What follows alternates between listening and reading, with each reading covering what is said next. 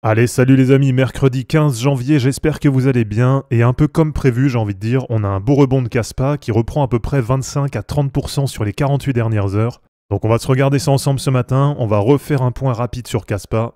Puisque là, ces derniers jours, j'en ai un peu reparlé. Bon, avec notamment cette fameuse vidéo troll, c'est vrai que j'aime bien vous troller sur les miniatures. Ça datait d'il y a 4-5 jours, Kaspa, game over, faut-il vendre? Bah bien sûr que non, il faut pas vendre. Et je vous en ai aussi reparlé lundi et mardi. Donc en vous disant les deux fois qu'on arrivait sur un support, qu'on était une nouvelle fois sur des niveaux intéressants. Et ce qui est aussi intéressant les amis, c'est que ça parle là de plus en plus du fameux listing Binance. Donc à voir si sur les prochains jours ça va enfin arriver.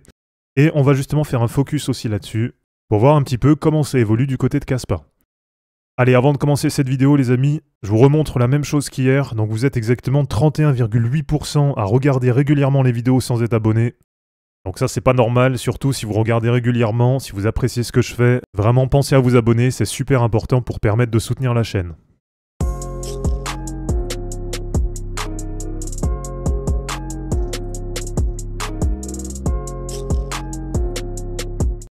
Alors notre ami Kaspa, 0,1364 $ ce matin et qui revient dans le top 40 des cryptos.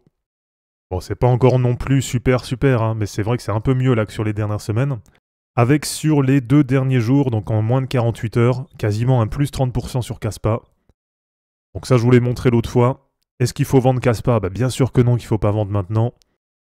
Bon après, sauf si bien sûr vous écoutez tous les losers qui vous disent que ça va casser et que ça va descendre à 0,03 ou je sais pas quelle connerie. Mais si vous avez un peu d'expérience, si vous regardez un peu en termes de temporalité, etc., normalement ça vous gérez. Donc on achète les supports et on vend les résistances et non pas l'inverse. Donc après, c'est à vous de faire le tri un peu dans qui vous suivez. Et donc allez, pour Kaspa, si on passe en daily, là on a une bougie qui est vraiment super belle. Et on a même, on va dire, 2 bougies qui sont pas mal. Avec, regardez, quasiment plus 30% en moins de 48 heures. La dernière fois qu'on a eu ce genre de bougie, c'était à peu près ici. Donc c'était à peu près début novembre à mi-novembre. Où là, c'est pareil, une nouvelle fois, on a vu la touchette sur le bas du canal, donc la touchette sur le support. Et derrière, comme d'habitude, les supports sont bien rachetés sur Kaspa. Donc même si, bien sûr, comme je vous dis, il y a forcément un jour où il y a un support qui va pas tenir, mais quand on fait du trading, quand on fait de l'investissement, c'est qu'une question de probabilité. Donc tant qu'il n'y a pas de remise en cause de la tendance de fond, qui est, je vous rappelle, toujours une tendance haussière long terme, donc malgré les conneries qu'on peut lire sur Internet, il n'y a pas du tout de changement dans la direction de Kaspa. Là, on n'est pas du tout sur un actif qui est baissier, mais on est juste sur un actif qui a temporisé en 2024 après une grosse dynamique haussière en 2023. Et donc quand c'est comme ça, quand on a une belle dynamique haussière, eh bien tout simplement en termes de stratégie, en tout cas moi c'est ce que j'applique, eh bien j'achète tous les gros replis quand on est en dynamique haussière. Bon là si vous avez suivi, si vous avez déjà racheté à peu près sur le bas du canal, ou si vous avez racheté vraiment sur le bas de mèche, donc vous êtes à peu près entre plus 20 et plus 30% là en moins de 48 heures, ce qui veut dire que là vous avez deux solutions, donc soit vous croyez toujours à Kaspa sur du long terme, et qu'on ira peut-être à 0,60, à 0,80, 1 $, 1,50 $, 2 $, 2,50 $, voilà, après peu importe vos objectifs. Mais voilà, dans tous les cas, vous pensez qu'on ira beaucoup plus haut qu'aujourd'hui, et donc dans ce cas-là, tout simplement vous gardez votre position. Ou alors vous avez quand même un peu des doutes, ou tout simplement vous avez besoin de liquidité, par exemple pour aller vous replacer sur d'autres projets que vous estimez être plus low cap ou avoir plus de potentiel, etc. Et là dans ce cas-là, regardez, petite stratégie, comme on arrive sur une résistance, donc même sur une triple résistance, MM7 hebdo, MM20 hebdo et MM50 hebdo, eh bien après un plus 30%, donc après un gros achat de repli sur un support, vous pouvez bien sûr considérer que vous avez déjà fait un bénéfice qui est assez important sur les 48 dernières heures, et dans ce cas-là, vous déchargez votre position, et ça vous permet de récupérer des USDT, pour soit derrière racheter une nouvelle fois si on a un nouveau repli de Kaspa sur le bas du canal, ou alors tout simplement, comme je vous dis, pour aller remettre ça, donc pour aller renforcer sur d'autres cryptos qui vous intéressent.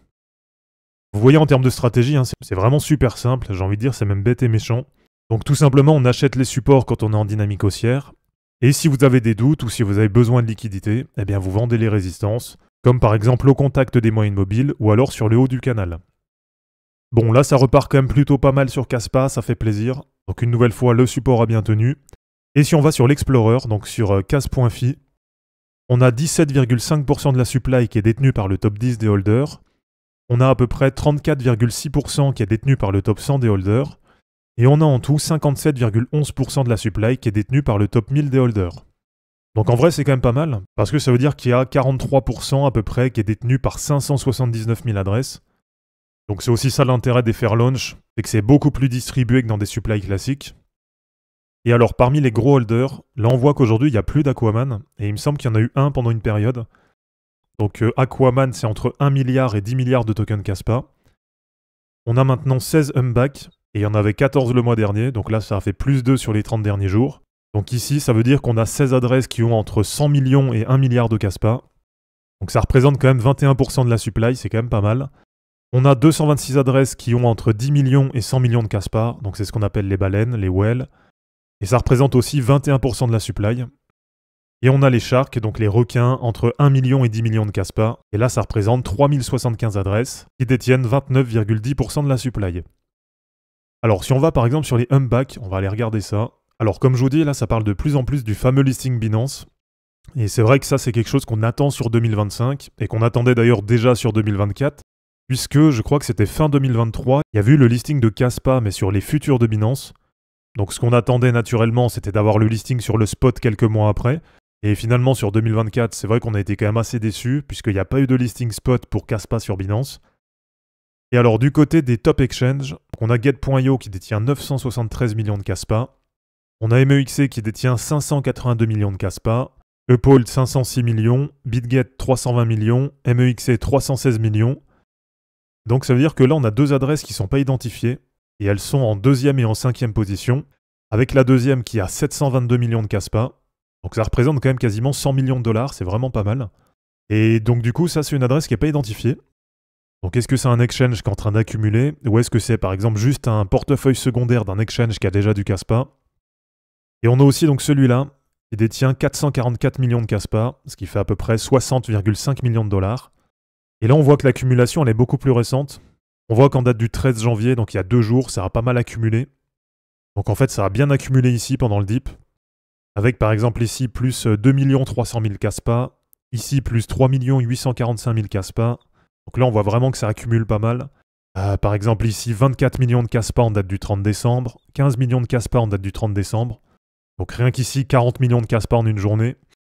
Même si maintenant, voilà, on n'a pas de certitude que ce soit Binance. Mais si on prend tous les exchanges, c'est vrai qu'aujourd'hui on a déjà Kaspa qui est sur Bybit, qui est sur BitGet, qui est sur Kraken, sur KuCoin, MEXC, Get.io, BingX. Et du coup maintenant il manque que les deux plus gros, Binance et Coinbase. Donc comme je vous dis, à voir sur les prochains jours, pour l'instant il n'y a rien de fait, mais ça a quand même l'air d'être un gros exchange qui est en train d'accumuler. Et donc de mon côté sur Kaspa, je reste toujours assez positif dessus, même si c'est vrai que la chart sur 2024 elle est vraiment pas bonne. Et c'est vrai que si par exemple sur le mois de février, donc le mois où j'attends moi un break haussier sur la plupart des cryptos, si sur ce mois de février on n'a pas un vrai break de Kaspa, et donc qui arrive à vraiment relancer une dynamique haussière, donc peut-être que l'objectif à 2,50$, dans ce cas-là il faudra le diminuer un peu. Mais en tout cas pour l'instant je reste quand même assez positif. Et sur de l'hebdo, là on peut avoir pourquoi pas un espèce de double bottom qui est en train de se mettre en place. Et vraiment si on a cette annonce de listing, que ce soit sur Binance ou sur Coinbase, peut-être qu'enfin ça va permettre de sortir par le haut du canal, et donc de mettre enfin fin à cette dynamique de range dans laquelle on est enfermé depuis plus d'1 an. Donc voilà les amis, c'est terminé pour cette vidéo sur Kaspa, j'espère en tout cas que ça vous aura plu. N'hésitez pas à aimer cette vidéo, à la commenter et à vous abonner pour en suivre d'autres. Je vous rappelle que dans la description de cette vidéo, vous allez retrouver tous les liens utiles et les liens pour me soutenir, et je vous dis à bientôt pour une prochaine vidéo. Ciao!